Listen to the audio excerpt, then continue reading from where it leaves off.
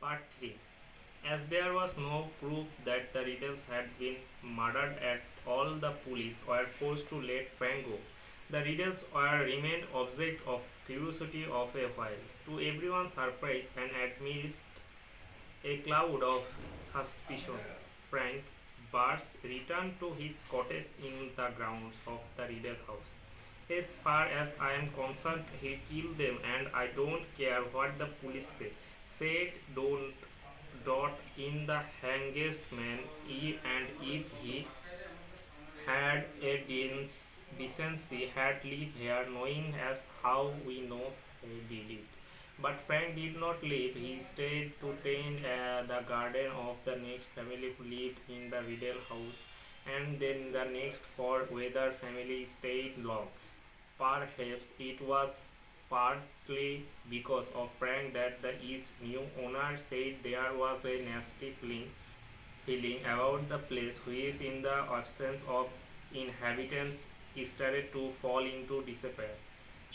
The wealthy man who owned the Riddle house these days neither lived there nor put it to me in any use. They said in the village that he kept for it tax reasons.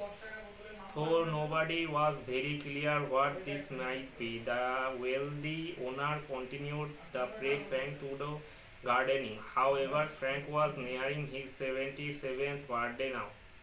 Very deep, his bad leg stiffer than ever, but could be seen pottering around the flower beds in fair weather. Even though the weeds were starting to creep up on him.